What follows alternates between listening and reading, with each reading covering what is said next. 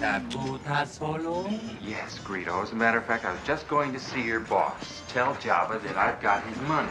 Well, George Lucas made it into the news recently by explaining why exactly he thought that Han was a cold-blooded killer, unquote, to shoot Greedo in the first Star Wars movie.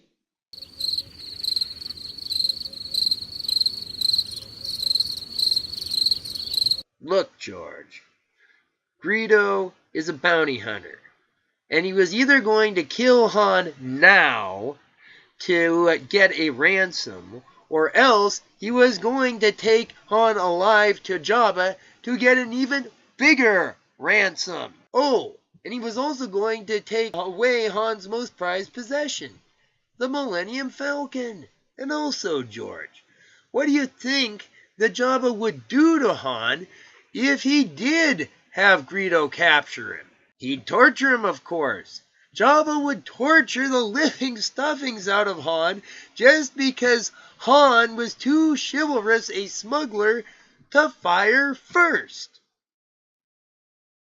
Look, George, instead of being a cold-blooded killer, Han is portrayed as being just about as sympathetic any man smuggling unknown contraband can be. We know he's trying to pay Jabba back, but in spite of this, he's in danger of getting kidnapped, robbed, tortured, and killed. If anyone is justified in shooting first, then it is Captain Han Solo of the Millennium Falcon, living in a semi-lawless galaxy where the only justice you have is Han-made.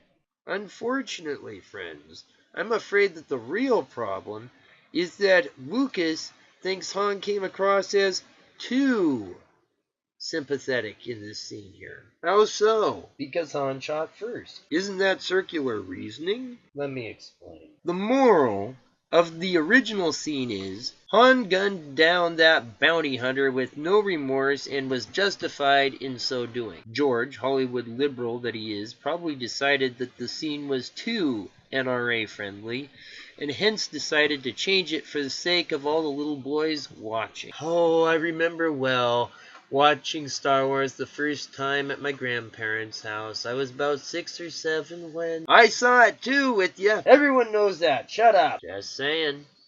Now, I was saying that while I loved the scene, I never became a gun freak and I never pulled a Columbine. Not only I haven't, but millions of other fans haven't too. Even so, this scene shows that guns can still solve certain problems, and that's not exactly kosher in today's political correct age.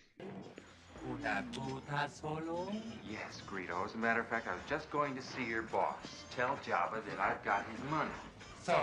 Look, the scene where Han shoots Greedo is art, brilliant art, convincing us that this implausible alien scene is real and anchoring it with emotional realism. I defy George or anyone else to genuinely think that killing under Han's specific circumstances to be anything but self-defense, but George isn't really thinking about that anymore, is he?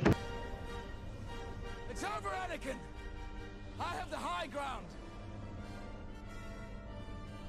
You underestimate my power! Don't try it!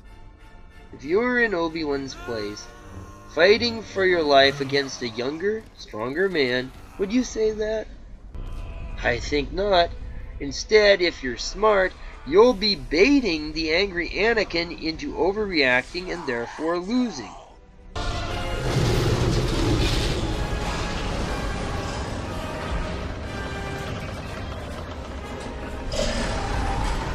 Obiwan and Anakin's CGI-enhanced lightsaber duel was overproduced, but the ending shows it was overthought as well, inferior to not just the Luke-Vader brawl in Empire, but also the Darth Maul one in The Phantom Menace. It is fine to tell stories that tell morals, but if you're forcing your story to tell morals, George, then you're making bad art. Hint, hint. Normally, social conservatives are lambasted for this kind of behavior, namely denying reality, being preoccupied by the moral, and above all, marring the original artwork, like Lucas did in the special edition. This scene, basically, has come to represent just how badly Lucas went soft, gutting the jugular impact he had in the originals on top of denying anything in the prequels.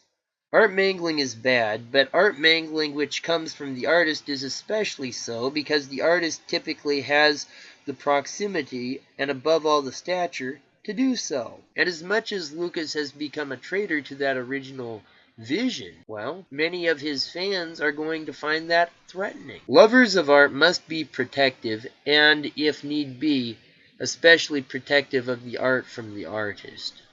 Han shooting first was a truth of how the world works and what must be done at times. Han shooting last was a lie made up by someone who was trying to be PC. I'm not advocating doing so, but if someone dressed up as Han Solo, shot George Lucas, then stuck a Darth Vader mask on his head, and burned his body, that would be a fitting end to him. It would encapsulate the mixed feelings that most fans feel towards Lucas, wouldn't it? As a fan, he's my father and your father. He is? Well, yes, but not literally. Oh, and sometimes fathers go bad.